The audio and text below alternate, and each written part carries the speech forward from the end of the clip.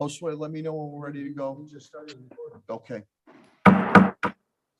Good evening, everyone. We'll call the public speak out to order. And first on speaking, everybody will have about 3 minutes so we can get everybody in, please, is Dr. Paula Starnes. Dr. Starnes?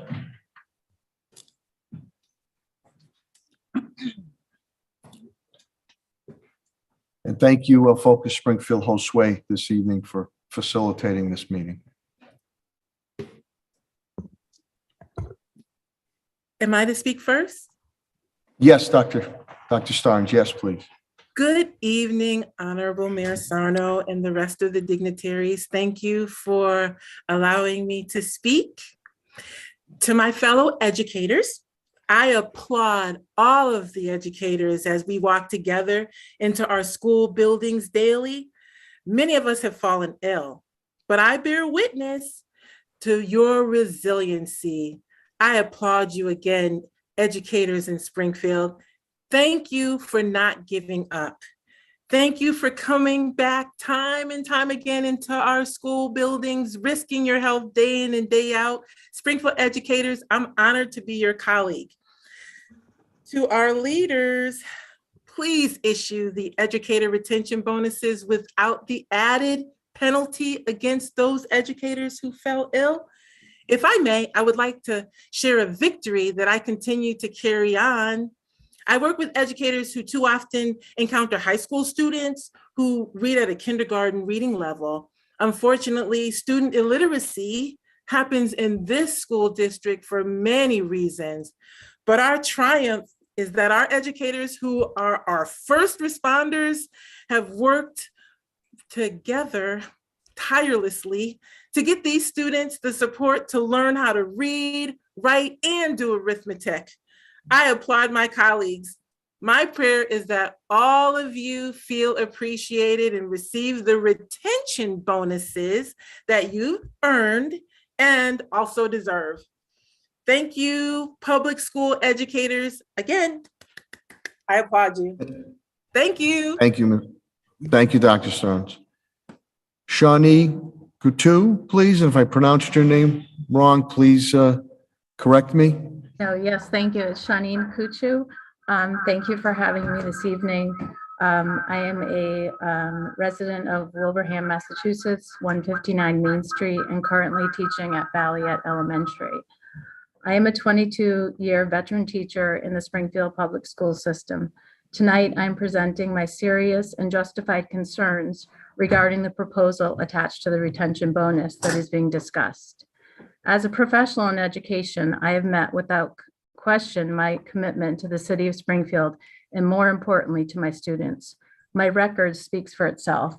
It is for that reason that I want to be perfectly clear on how this proposal will affect me both personally and professionally. The proposal being voted on tonight is an attendance clause, which if approved, will deduct $10.54 for every absence during the time frame given from the allotted $2,000 retention bonus, unless, of course, the absence is due to COVID. So it comes down to $2,000 minus $10.54 multiplied by the number of days absent. Simple math, but simply egregious. If the retention bonus is truly a show of gratitude and appreciation for the hard work and dedication during these trying times, it should be simply that, not with conditions, stipulations, or strings attached. This proposal, in my opinion, appears to be punitive. Based on this clause, I will be penalized personally for an over 60-day absence due to a cancer diagnosis in the fall of 2021. I was operated on December of 2021 and received a course of chemotherapy, radiation, and was treated for several months at the Demore Bay State Cancer Center. Trust me, my absence was not a trip to Disney. Now I could have a potential deduction of close to $700 from my retention bonus due to being out for treatment.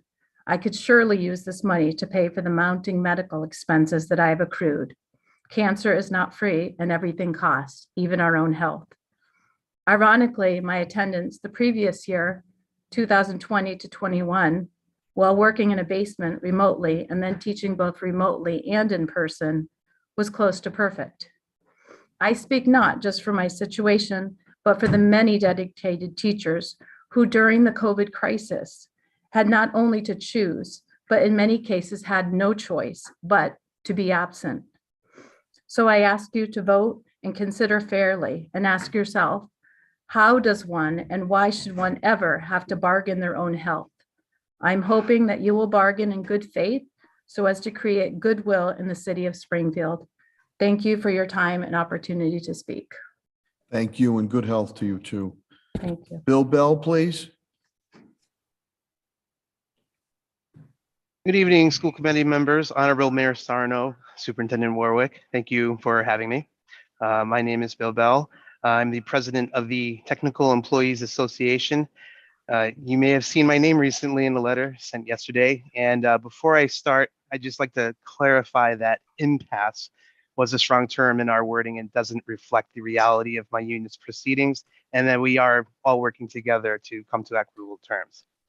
That said, I am here to advocate for the reception of an unfettered retention bonus pay for TEA and all participating union members who truly went above and beyond to serve the school district students and staff's needs during the COVID-19 pandemic and continue to do so at the present time. On the topic of TEA, our IT office stayed open throughout the pandemic, during which time technicians and management took in-person appointments for teachers and administrators to service their technology needs. Now, we also distributed 24,000 laptops to all K through 12 students, and we replaced and repaired about 9,500 devices during that time at a rate of hundreds a day by van load. Our network engineers, they still reported to various schools while we overhauled networking equipment in the absence of staff and students. During the pandemic, we also responded to 23,000 student help desk requests. And we also distributed about 4,000 5G hotspots to families without internet access so that students could continue schoolwork remotely. And we've managed this along with supporting nearly 5,000 teachers and staff in their efforts to successfully work from home to facilitate remote learning. As an employee of Springfield Public Schools for the last 16 years, I applaud the school committee's proposal of a retention bonus for the hardworking union employees of Springfield Public Schools. But I respectfully implore that you do not impose an attendance-based prorate on such a gesture. We appreciate the work you do for our public schools. Let us to continue to show you the unwavering service we provide our school district by allowing us to benefit without penalty. Thank you for your time and support in hearing our side while we all continue to service the Springfield Public School System throughout these unprecedented times. Thank you, Mr. Bell. Lisa Reilly, please. If I pronounced it wrong, please correct me. Lisa. Hello, my name is Lisa Reilly. I live at 42 Tatham Hill Road, West Springfield, and I will be speaking about pandemic bonuses as well. I've been teaching in Springfield for 18 years. Why does this matter? It matters because I've not shied away from the challenges in this district. I've made an impact and I've been loyal for 18 years. I regularly have close to perfect attendance from March 2020 through the 2020-21 school year. I also had perfect attendance straight through the pandemic. The only day I took off this year was because a relative dared have a funeral on a school day. I'm here to discuss the lack of what I'm going to call a true COVID pandemic bonus for Springfield teachers. I understand there's an attendance and retention bonus with strings attached on the table. What I can't understand is why all the other city departments have been paid pandemic bonuses to thank them for all their hard work done already during the pandemic. Yet teachers aren't being given the same gift of appreciation for the hours of work, hard work and dangerous work already put in, but instead an incentive moving forward. We'd love to have that kind of bonus moving forward, but what I would really like to know is why you don't think teachers are deserving of the same reward as other departments. Why are the staff in the schools being excluded and singled out? I heard that the school department was, the city wouldn't pay pandemic bonuses to teachers, that would have to come out of the school department budget. And honestly, it feels like a slap in the face. Like we hear words that we hear in our annual holiday letter, or teacher appreciation week letter, end of school year letters thanking us. But after a while, it doesn't really feel genuine when the city demonstrates to other departments and unions with money how much they are worth and valued. So I don't know how we got to this place of my union being okay with retention and attendance incentives in lieu of true pandemic bonuses. But I, along with many other teachers, have not forgotten all we went through during the pandemic. If I got a $5,000 pandemic bonus tomorrow, I would be truly grateful and want to power on, possibly even having warm fuzzies about Springfield Public Schools. It will go a long way to making me feel good instead of bitter about all teachers have gone through in the last 2 years. I feel like everything teachers receive is given begrudgingly, like we always have to come begging and prove our worth. Ask yourselves honestly what you would expect if you were in our position. It is not fair or equitable to exclude teachers from what others have already received, no strings attached. And think about the future. Look around at the climate, the teacher burnout. You can try to dangle strings attached money at the problem, but the real issue isn't the money. It's the respect the money represents and how freely and appreciatively it is given. Showing pure gratitude is respect. Reward the loyalty we have shown through the pandemic with true pandemic bonuses for the March 2020 through present school year. 2 years and 4 months of loyalty. I don't know if I'm coming close to my minutes, but Yes, you are. Thank you. okay. So I would also, it said in the thing that I could present additional comments to the committee off. How would I find out about that? Like, I'd like to present my full letter as opposed to the abbreviated version I spoke. You could probably email that to the school department and they would Okay. get it to school committee members. But thank you so very much for your, thank you very much. Donna Lapierre, please. Hi, good evening. My name is Donna Lapierre. I'm a paraeducator at Forest Park Middle School. On behalf of myself and some of my fellow paraeducators, I would like to express my concerns about using our attendance against us when it comes to our retention pay. A few of my fellow paraeducators that couldn't make it on today asked me to share the reasons why they've been out the school year.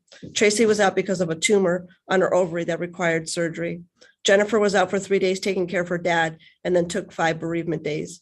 Myra was out for a week with the flu and took a mental health day because of the stress of working 2 jobs since we aren't paid enough to have one.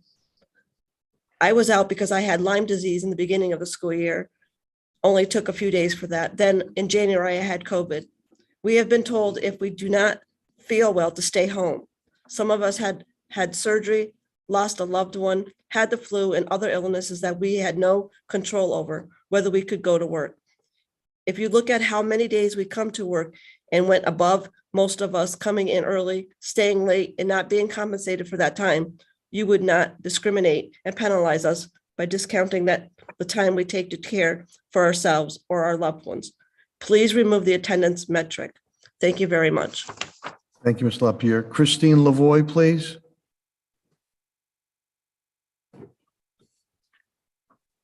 Say again, Christine Lavoy. Hi, this is Christine Lavoy. Can you hear me now? Yeah, yes, we can. Okay, I'm Ms. sorry, Lavoy. I'm not very tech savvy. Thank you for this opportunity. Thank you to the Springfield School Board members. My name's Christine Lavoy and I live at 129 Hood Street in Springfield. For 16 years, I've dedicated my time to Indian Orchard School, Kennedy School, STEM Middle School, Harina, through 3 of my children growing up. Today, I'm here to voice my opinion on a policy that was passed without my acknowledgement or consideration. This was the policy to place cameras in schools. I'm not only here as a taxpayer and a community participant, but I'm also, a mother of a Springfield High School student. Having a community be part of the process to a policy that can provide accountability, efficiency, and clarity on how the Springfield School Committee operates. This committee did not do this, and it's unjustified to the people that voted you in office.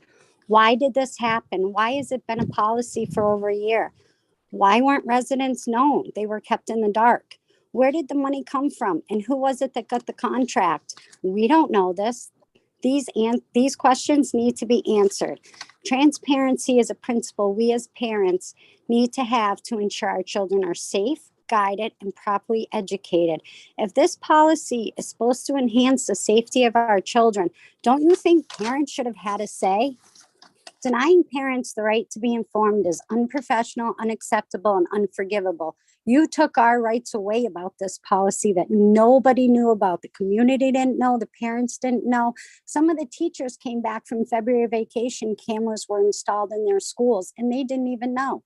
The ones that trusted you and voted for you want to be part of this. Shame on you for not including us. And that's all I have to say. Thank you, Ms. Lavoy. Carissa Schor, please.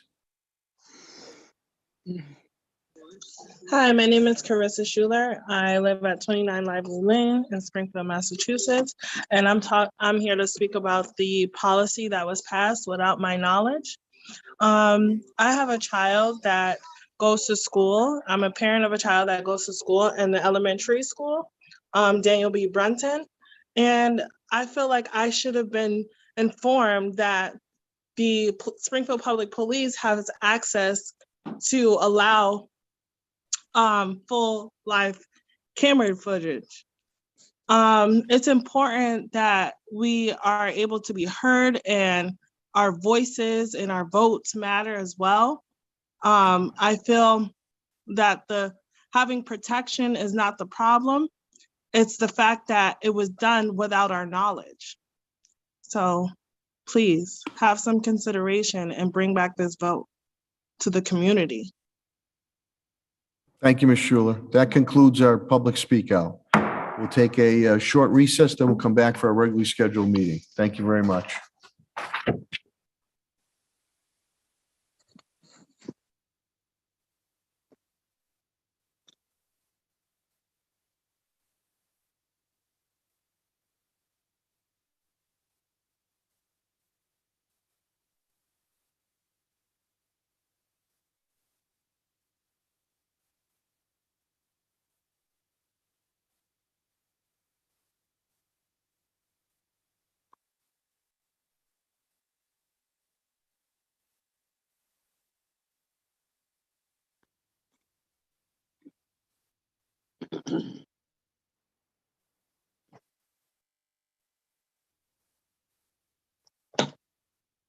Of course.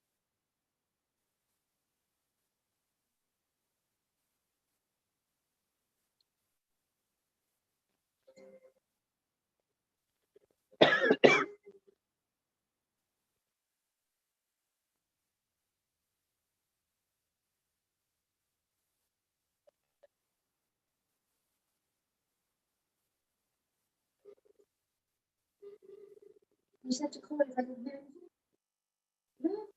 No, I understand.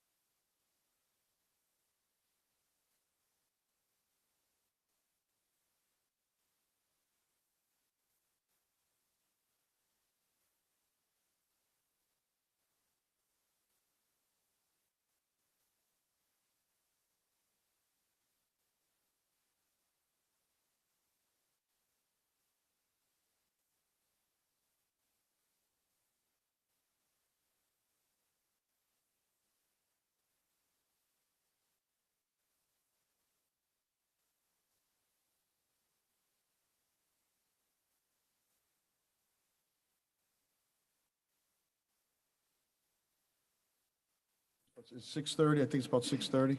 It is. Okay. It is 6:30. Oh, I have 6:29. That's okay. We'll get, Josue, let me know. Good evening. We'll call the meeting to order. Madam Clerk, could you please call the roll? Here. Here. Present. Here. Here. Yes, board is, please rise for a moment of silence for the people of Ukraine and the Pledge of Allegiance.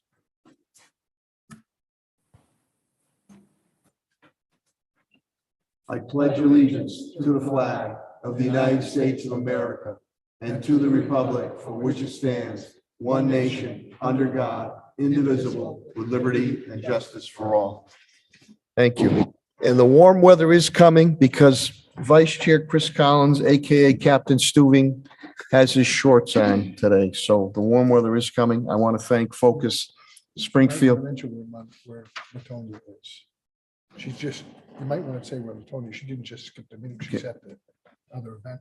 Yes, Ms. Naylor was here earlier for executive session and also public speak out. She has to cover another event that is going on. So she expresses her regrets. And also I want to thank again, Focus Springfield. Josue is helping us out this evening, and congrats on new home ownership in Springfield. They've been great making sure that we're able to keep our meetings public. With that, we will now move to approval of the minutes of April 14th, 2022 regular session. Any questions or comments? Hearing motion by Vice Chair Collins, a second, please. Second by Mr. Gonzalez. Roll call vote is required. Madam Clerk, please call the roll. Yes. Yes. Yes. Yes. Yes. Yes, more than sufficient votes, matter passes. Thank you. Now we'll move to section 3, voting items. A is to approve the 2022-2024 principal compensation scale. Superintendent Warwick, please. Thank you, Mayor. There's a handout in your packet that shows the scale for principals. This was put in effect about 12 to 14 years ago, so that we pay principals based on the size of the schools that they serve in. Each principal gets a pay within that scale based on performance, but there's ranges, and every 2 years, we bring back the ranges to you to increase those ranges. And our recommendation today is to increase it by 5% for each of the scales, and they're reflected in here, so that our principal pay remains competitive with the surrounding communities, and it is very competitive. Melissa Shea is on. Melissa, do you want to add something on the principal compensation scale? Sure. Sure. As the superintendent indicated, historically, every 2 years, the scale's been increased by 5% for the 2-year period. But we do want to make sure that we remain competitive. So we also do a compensation study to ensure that, and looking at other communities. And we feel that using our practice of increasing it by 5% would allow us to remain competitive, knowing that it's a challenging position here in Springfield Public Schools as a principal, although very rewarding. Thank you. So our proposal today is to increase the compensation scale by 5% for the next 2 years for each of the ranges. And the principal's pay will go up in the ranges based on their performance, as it has in the past. Thank you, Superintendent Warwick. Any questions or comments? No, I have a comment. Mr. Ms. Mayor. Gresham, I yes. did speak to Superintendent Warwick today, just to give me a better understanding and clarity on it. So Thank you, Barbara. Yeah. thank you very much. Thank you, Ms. Gresham. Any other questions or comments? Hearing none, is there a motion on the floor to accept? Motion by Mr. Gonzalez. Is there a second, please? Second. Second by Ms. Hurst. Roll call vote is required. Madam Clerk, please call the roll. Yes. Yes. Yes. Yes. Abstain. Yes, more than sufficient vote, this matter passes. Thank you very much. C is to approve substitute teachers, local 1459 collective bargain. I'm sorry, I apologize. B, approve substitute teachers UFCW Local 1459 Collective Bargaining Agreement for the term of July 1, 2021 through July 30th, 2022. Superintendent Warwick. So this is the first year of a 4-year contract. We went over all the details with you in an executive session 2 weeks ago. We're bringing it forward. We had to wait to bring it forward to a vote until they ratified. They ratified this evening, and I just received word they ratified. So their contract is ratified. We're looking for school committee approval, again, within all the issues that we talked about in the last meeting in executive session. And this is the first year of a 4-year contract. And then the next item will be Next the item. subsequent 3 years. Thank you, Superintendent Warwick. Any questions or comments? Hearing none. So moved. Motion by Vice Chair Collins, second, please. Second. Second by Mr. Gonzalez. Roll call vote is required. Madam Clerk, please call the roll. Yes. Yes. Yes. Yes. Yes. Yes, more than sufficient votes, matter passes. Thank you.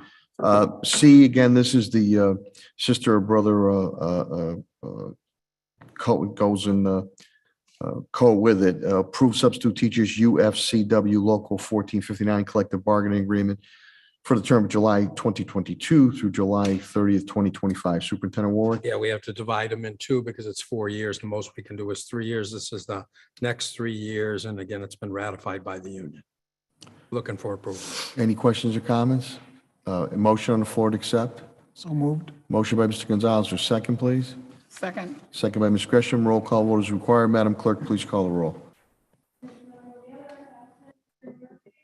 Yes. Yes. Yes. Yes. Yes. Yes, more than sufficient vote, this matter passes. I've just been updated that D and E just have to be technically tabled for this evening. Superintendent Warwick? Yeah, because the groups haven't had a chance to ratify yet. There's no issue with it. They just haven't had a chance to ratify. The it. technical official vote. So Right. we look forward to bringing this We're back bringing it back. next ASAP Yeah. on that. So just for clarification, because that seems to be agreed. F is to approve the Springfield Public Schools, Springfield Empowerment Zone Partnership, the ZEB, Springfield Education Association, SEA, Collective Bargaining Agreement for the term of July 1st, 2021 through June 30th, 2022. Co-Executive Director Matt Brunel was also here presenting an executive session to the full school committee. I don't know if there's any questions or comments. Superintendent Warwick? So again, this will be the first year, and the item G, of course, will be the subsequent 3 years. Again, 4-year package for the teachers in the SEZP schools. The contract was ratified by their constituency by a 95 and 96% vote, so it was very popular. So I recommend approval. Thank you, Superintendent Warwick. Any questions or comments? Okay, hearing none, is motion on the floor, please? So moved. Motion by Mr. Gonzalez, or second, please? Second. Second by Vice Chair Collins. Roll call vote is required. Madam Clerk, please call the roll. Yes. Yes. Yes. Yes. Yes. Yes, more than sufficient vote, this matter passes. Now we'll move to its co-partnership with a 3-year extension of this contract. G is to approve Springfield Public Schools, Springfield Public School System, Springfield Empowerment Zone Partnership, ZEB, Springfield Education Association, SEA Collective Bargaining Agreement for the term of July 1st, 2022 through June 30th, 2025. Superintendent Warwick, Yeah, I recommend approval on this. any questions or comments? Hearing none, is there a motion on the floor, please? So moved. Motion by Vice Chair Collins, or second? Second. Second by Mr. Gonzalez. Roll call vote is required. Madam Clerk, please call the roll. Yes. Yes. Yes. Yes. Yes. Yes, more than sufficient votes, matter passed. Thank you. We'll now move to section 4, informational discussion items, and a great category here. A is to recognize our 2022 Pioneer Valley Excellence in Teaching Award winners. Again, the Grinspoon Herald always coming through for us. Superintendent Warwick? Yeah, very proud to recognize our Pioneer Valley Teacher of Excellence winners. We have a large group of winners, and it's a but just a great piece every year to recognize them. There's also going to be a function in late May in the log cabin, recognizing these folks. But from the bottom of my heart, I want to thank you for your outstanding work on behalf of our students. And we also have a new teacher winner that we recognize every year. So again, congratulations. We appreciate your great work. And I always say that our Springfield Public Schools teachers are second to none anywhere. And you exemplify that in what you do for our kids every day, especially through the whole pandemic, how everyone stuck with it and really stuck with our kids and helped everybody move forward. So I want to thank you for that. And I'm going to be turning it over to Julie and Alyssa to run this piece, but I didn't know if some school committee members wanted to make some comments first. Any comments? Oh, I'm Ms. happy. Hurst? Sure. I mean, I think this is, I always look forward to seeing who the teachers are. I think it's exciting. And I know that we have an abundance of teachers out there who do a great job day in and day out. And I just think it's excellent that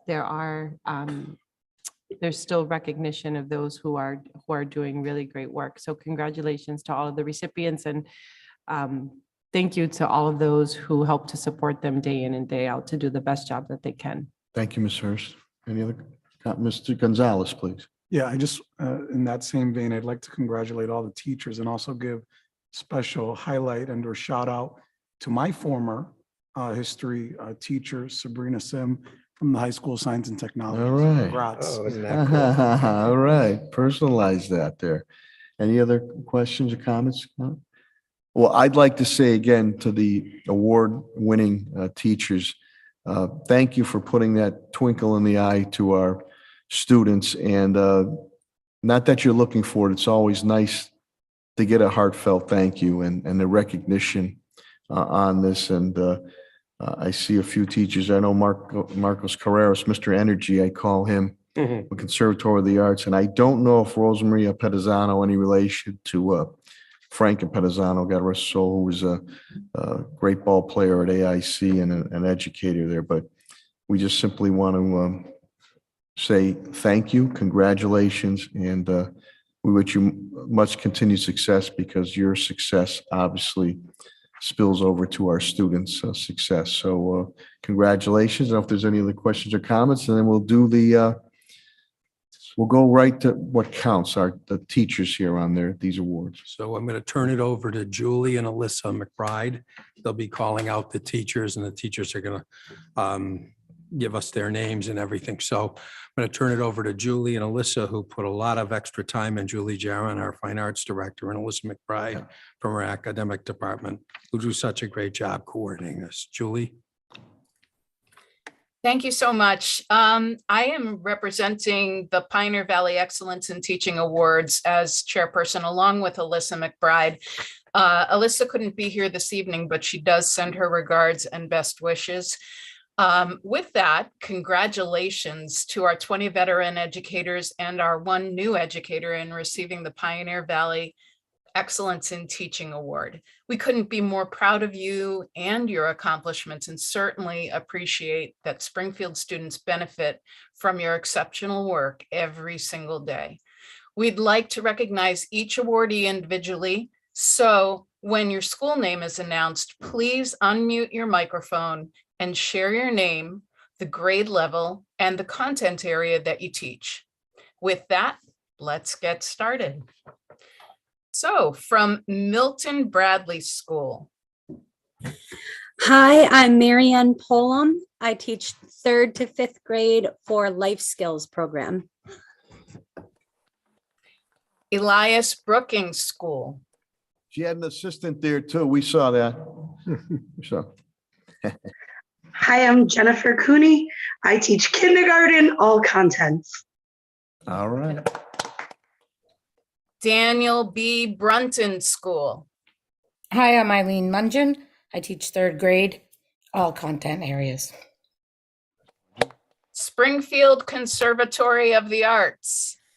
Hi, I'm Marcos Carreras. I teach grades 6 through 12 for all bands and all choirs as the director of music. It's my 26th year of teaching. Mr. Energy. William N. DeBerry School. Hi, my name is Elizabeth Lundberg. I work in a K-5 school and I'm the math instructional leadership specialist. And the second person from William N. DeBerry School. Hi, my name is Dazella Woods, and I am at a K-5 school, and I am a reading specialist. Thank you. Hiram L. Dorman School.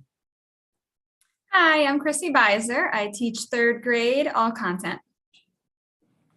And the second awardee from Hiram L. Dorman School. Hi, my name is Emily Weller. I teach grades 3 through 5 in the Links program. John J. Duggan Academy. My name is Jacqueline Kopazinski, and I teach English 10 and AP English Language and Composition at Duggan. All right. Then. High School of Commerce. Okay. Hi, my name is Felicita Lewis, grade 10, and I teach geometry. High School of Science and Technology. Hi, I'm Sabrina Sim, and I teach 11th and 12th grade history, U.S. history and AP U.S. history. You did a great job with school committeeman Josiah Gonzalez, too. Homer Street School. Hi, I'm Kristen Franklin. I work with students in K through 5, and I am the ELA Instructional Leadership Specialist. Impact Prep at Chestnut.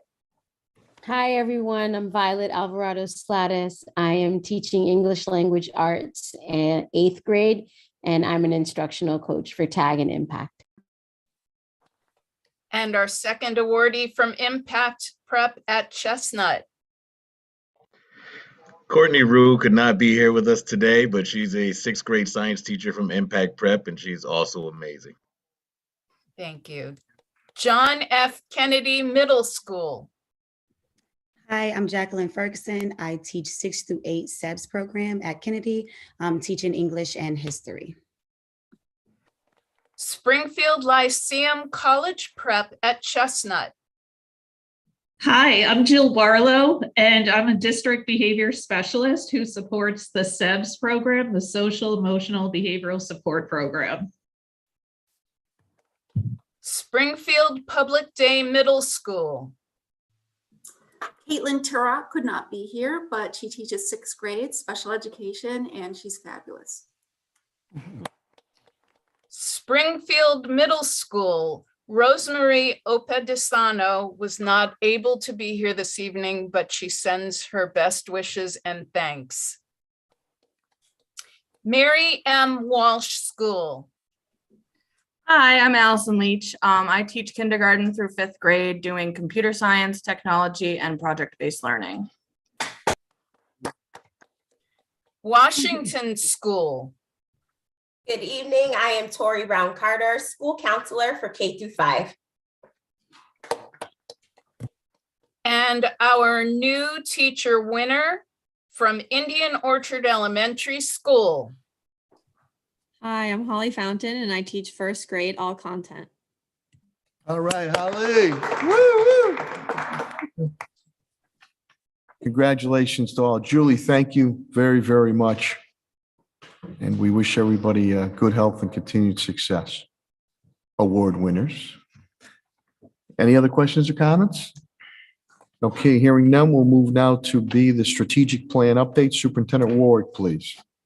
Yeah, I wanted to give a strategic plan update today to the school committee. We put a few slides together, so we're going to put them up on the screen in a moment and go through them with you, just to let you know where we are in the planning process and to bring you up to speed on where we're at.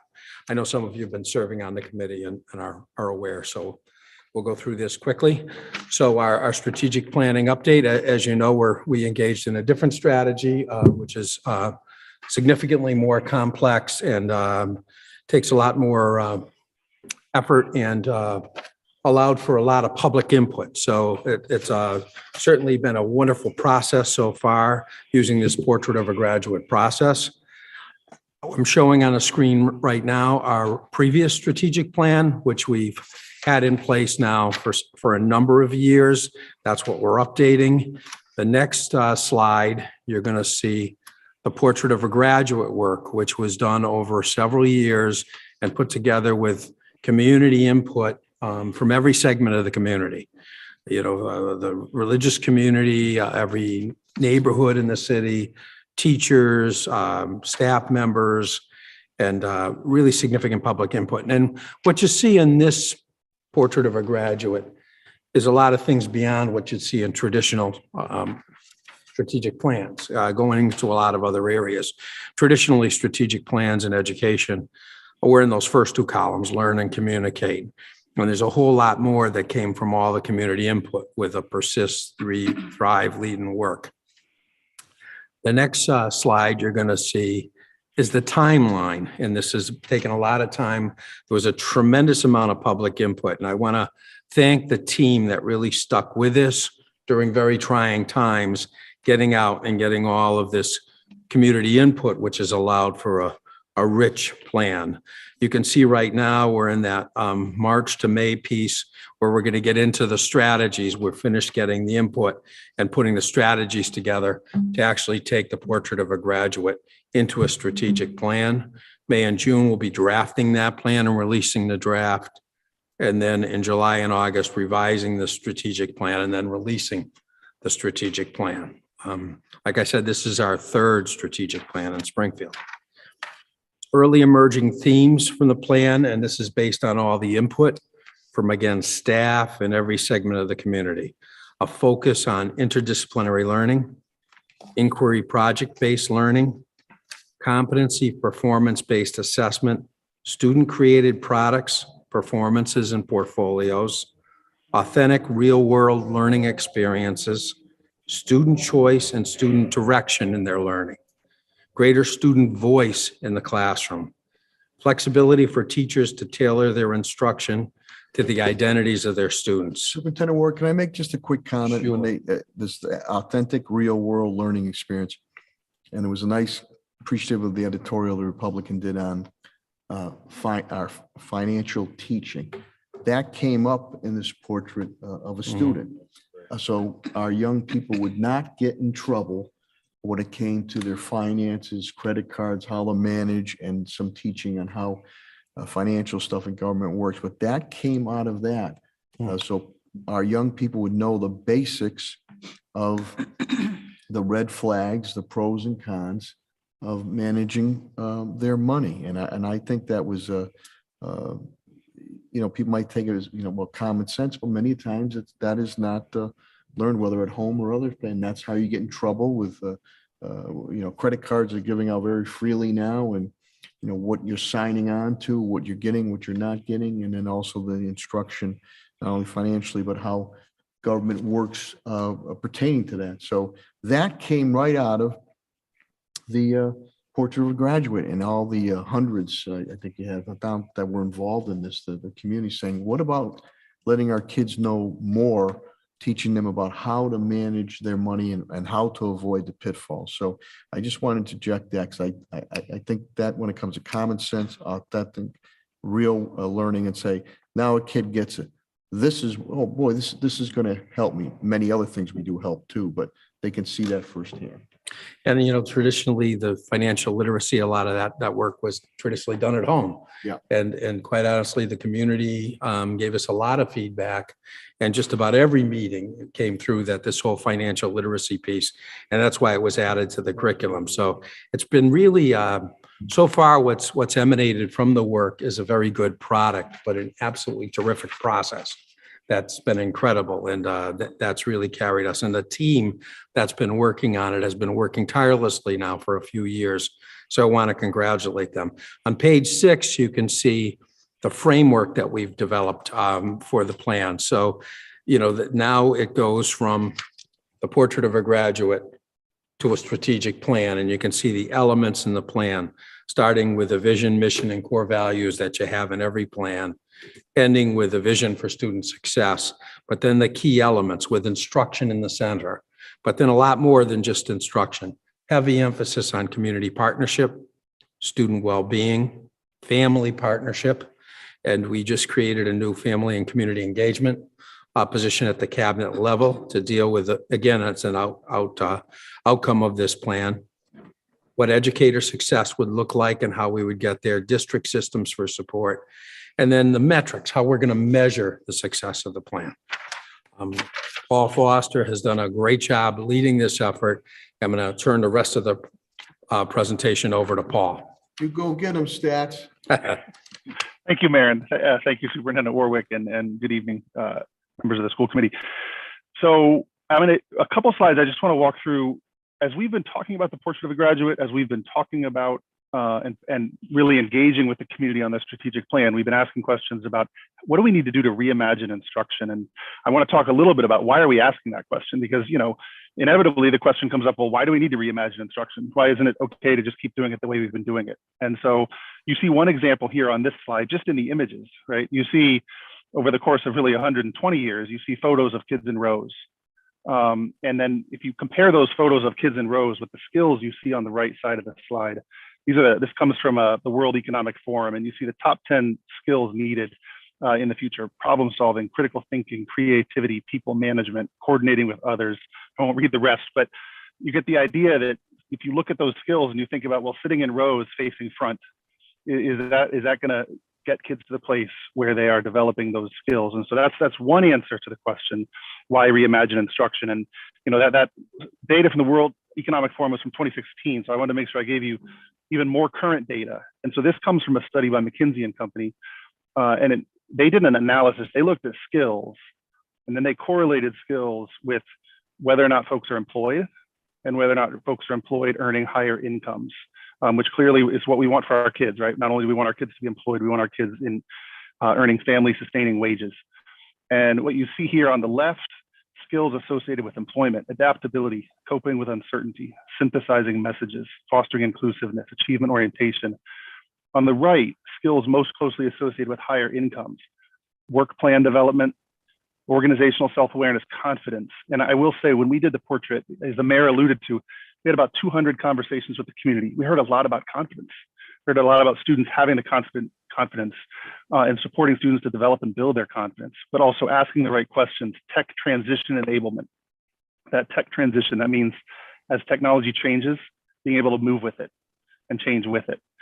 And so, you know, these are so, as we think about the strategic plan, we are thinking about how do we create learning experiences in classrooms that develop these skills. And if you think about some of these skills like coping with uncertainty or adaptability or synthesizing messages, well, the way you develop skills like that is by practicing those things, practicing adaptability, practicing synthesizing messages or fostering inclusiveness. And so how do we create, when we reimagine instruction, how do we create spaces in our classrooms where students are practicing these kinds of skills? And lastly, just a little bit more data for you. You can see here, since 1973, the percent of jobs that require post-secondary education and training. I want to be clear here, post-secondary education and training. That doesn't just mean college, but it means learning beyond high school, went from 28% to 65%. And you can see the advancements in technology, increasing the demand for some of those skills that I just shared with you, right? Social, emotional, cognitive, and technological skills. And very importantly, and I think you've probably heard this before, 65% of students entering elementary school today will work in jobs that don't exist right now. And so you think about that adaptability, right? You can't, students, you know, we always ask kids, what do you want to be when you grow up? But we don't even know what the options are when our kids grow up. So next one I want to do is just walk through, as the superintendent said, we're in the process of drafting the strategic plan, and with the goal of having a draft plan available to release to the community by the end of the school year, by June. And it starts with instruction. And so the first thing we started with is, and again, these are drafts, so I want to emphasize we're sharing with you kind of early versions, and we expect there to be revision and wordsmithing that comes through the process. But when we think about all of those skills I just talked about and the kind of classrooms we want to create, we wanted to identify a set of principles that really highlight the kind of instruction we want to see in our classrooms. And so you see 5 things here. I won't read them all to you. I know you have the slides, but purposeful teaching, empowered learners. We heard a lot in our Portrait of a Graduate conversations about empowering students to make choices in their learning. Again, when you think about those skills I shared with you, you know, students need to be able to make choices and practice making good choices in the classroom. And so that's part of empowered learners, culturally responsive instruction. Our students need to see themselves. And I know we've talked about this previously, but students need to see themselves in the resources they're using in the classroom. Collaborative learning environments where students are working with each other on projects. And I think really importantly, joyful and meaningful learning. 100% we want our students to learn literacy. We want them to learn numeracy. We want them to learn all the academic skills. But if they're not engaged and enjoying the learning process, we can't really expect them to learn those things. And so it's so important that we think about how are we doing, you know, as the mayor talked about, real world learning experiences, or how are we doing projects or interdisciplinary learning that really cultivates that joy. We want our students to go home at the end of the day saying things like, you won't believe what I got to do today, and you won't believe what I learned today. And we want all of our students to have those experiences regularly. So shifting from the what do we want to see in our classrooms to how do we get there? This slide just highlights a few of the early initiatives that are emerging from all these conversations with the community. And the first one is around reimagining grading. And so I don't want to scare anybody that, you know, grades, the way we do grades are going to go out the window, but we want to evolve it. And we want to make sure that grades are a reflection of students' mastery and students' progress. So we want to make sure that our grading framework and our report cards signal student progress towards mastery and student progress towards the portrait of a graduate.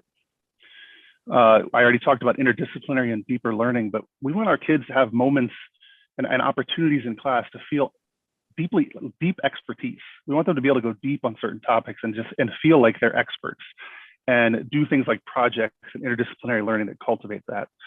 We want to really extend and expand the opportunity for community partnerships. One of the things that was so clear in many conversations when we talked about the portrait, and really when we first released the portrait of a graduate community, we heard over and over, well, how can the schools do all this?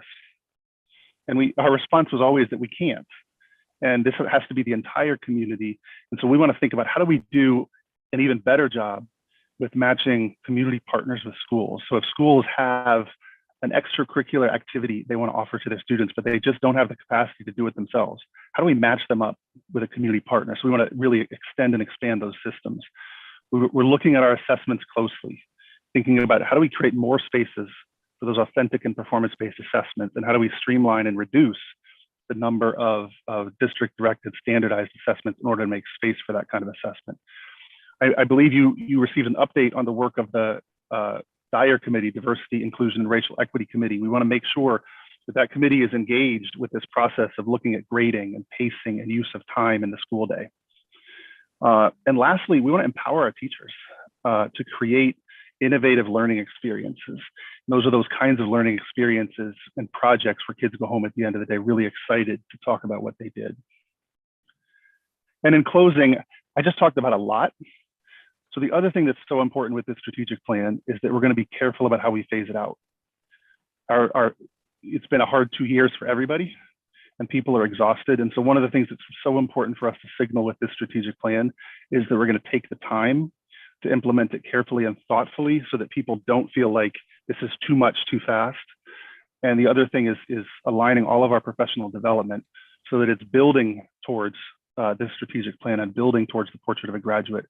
And the last piece of the implementation is just that we are going to do a lot of this through the schools. As you know, we give a lot of autonomy to our schools. And so we will have cohorts of schools that starts each year for the next few years. And in each school, the staff will get together with their parents and their students and their community partners and engage in a reimagining process. So it won't just be the district saying, well, this is what the portrait of a graduate should look like in every school. It's going to be the district saying to schools and empowering schools to think about how do we reimagine what happens in our building and in our classrooms in order to support all of our students to realize the portrait of a graduate.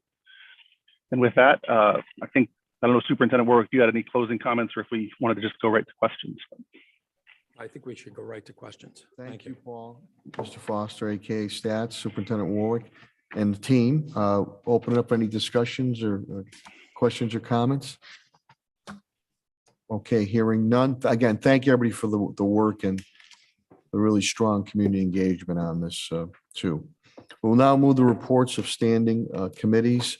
Student Relation, Parent Concerns, Ms. Gresham. No report, Mr. Mayor. Thank you, Ms. Gresham. Buildings and Maintenance Committee, Vice Chair Collins. Oh, we keep getting reports back from the state that everything's rolling along. It with is, our yep. programs that we've submitted, so that's good news. Any questions or comments? Okay, and we're going to continue to be aggressive in improving and rehabbing our schools. And again, if we can build new schools, we're going to continue to build new schools too, which we have some of the pipeline too, Superintendent. Yes, we that do. We put in. Barbara, I know you're very, Ms. Gresham, I mean, I was by the Barry Swan yesterday. Yeah. It's really moving along. Looking good. Yes. C is Legislative Contracts Committee. Mr. Gonzalez, please. No report. Thank you, Mr. Gonzalez. D is Curriculum Programs Committee. Ms. Hurst, please. No report at this time. Thank you, Ms. Hurst. E is Budget and Finance Committee, Vice Chair Collins. The committee wrapped up its work and has sent the draft budget to all committee members for their review. And then we had a public meeting last night. Yeah, one person showed up. Yeah, we had one comment, I think, but Yeah. and I don't think that's a bad thing. No. I think this year, the budget is addressing needs that people want to see addressed. And I think, so I don't perceive that as a poor No, thing. that they're on it. And And next week, we will get together and take a vote to approve, to adopt the budget on Thursday, It's the 5th, right? the 5th. and again, Superintendent Work and the team and Pat Roach stuff, they're really gearing the monies to the students, the classroom.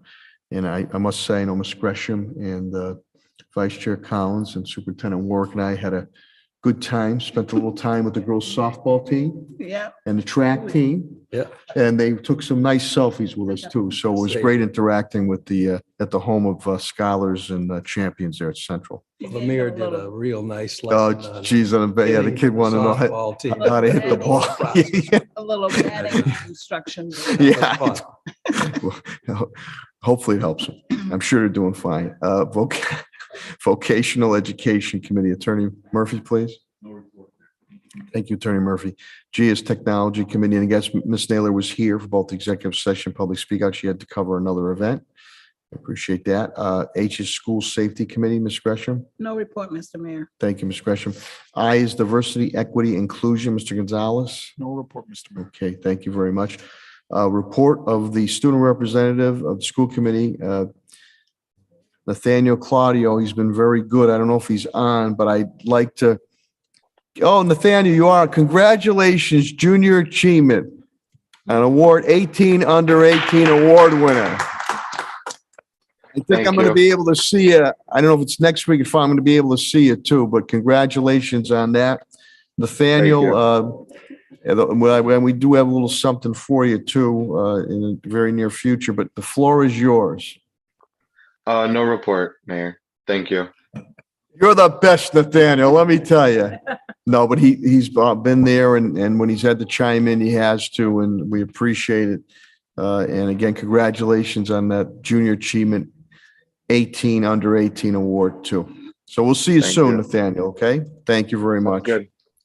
Any questions or comments, Nathaniel? Okay. Did he go off? No, he's still there. He's still No, there. I'm here. So where are you bound for next year? I'm not planning to go to college directly after I graduate. I'm gonna continue with my opportunity at the bank through my co-op. Very good. If it comes later in life, I will be looking forward to possibly going. But as of right now, I'd just like to stick to the job I have right now at Freedom Credit Union. That's a great approach, because very often education related to doing your job is much more valuable. So good for you. I'm glad you're going right into the workforce. You know, Nathaniel, you bring up an important point. The partnership we have with Freedom Credit Union emanated from Putnam Vocational Technical Academy. And now that opportunity and internship and working, now you're working directly for them.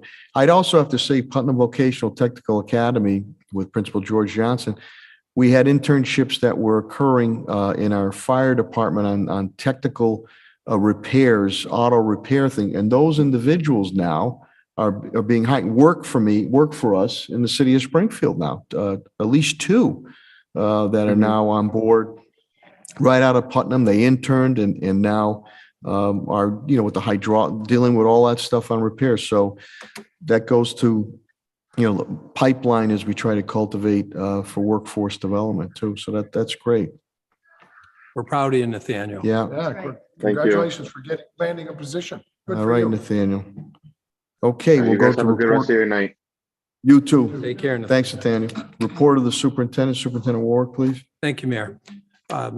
Talk about the editorial, and I put a copy in your packet. That was very nice to see, and about the financial literacy course. And again, that's all from the work of the strategic planning team, and it's really been a great process. Another bit of good news is our middle school sports have restarted. We're going at it this spring and Good. have it going in all of our middle schools. Good. So that's good news. That's something that we were committed to, and we wanted to get going again. And lastly, there's a contracts report in your package explaining all the contracts. If you have any questions, just contact Pat Rocherai. Thank you, That Superintendent concludes my report, Mayor. Warwick. Any questions or comments, Superintendent's report? Okay, hearing none, we'll move to unfinished business. Hearing none, we'll move to new business. I have a question, Mr. Mayor. Ms. Gresham, I yes. have two questions actually for superintendent and and so my question, superintendent, to you is why is it that you do not advance, promote, or reassign Black people to higher position in district? And I'm sure there are Black people that are worthy of a higher position in a district. So we have And promoted. this is not the first time. I mean, I've talked Okay. to you about this before, so. I just So want to that's what know. our diversity committee is working on, and many people have been promoted to positions throughout the district. And we've improved the levels of diversity in positions throughout the district rather significantly, You know, I and know. advanced positions especially. Right. And I know, you know, some people say, oh, it's a quota. You got one person here, one there. That doesn't work anymore. So I want you to really work with us in getting Black people in a higher position in this district. But we are working on that. All That's right. what our And- committee is and working on. My next question. And like I say, we've advanced that and improved the percentages on Right. it as well. And my next question is, we have some retired Black principals, well-educated, willing to work in the district as consultants. And I've talked to you about this before, and they're not given the opportunity to work as consultants. However, we have retired white principals that come back and get hired in the district. There is one particular principal that has two positions according to the organizational chart. So I would like to see that we start to rehire Black principals, the retirees that are willing to work with our students, and we need them. Glad to do that. And we actually have some people in that role. So we have African Americans in that So role. when I spoke So- to you a couple of months ago about that, you said that there was two. Yeah. That's not enough. Well, we don't have that. We got many more, we got principals. like. We haven't had much turnover in principals. We're only going to have mentors for the new principals. So the number of positions are based on the number of new principals, and our turnover is not what it used to be. Yeah. So we yeah, are working on that. I understand But that, we have Superintendent, put people in those positions. But I'm hoping, moving forward, that you will call back some of the Black retired principals that are willing to do this, that are well-educated. That's what we need. Thank you, Ms. Gresham. Thank you, Good point. Mr. Mayor. Any other new business? Thank you, Superintendent, for explanation. Okay, hearing none, is a motion to adjourn? Motion by Vice Chair Collins, or a second, please? Second by Mr. Gonzalez. Roll call vote is required. Madam Clerk, please call the roll. Yes. Yes. Yes. Yes. Yes. Yes, more than sufficient vote, this matter passes. Good evening, thank you for watching, and good health.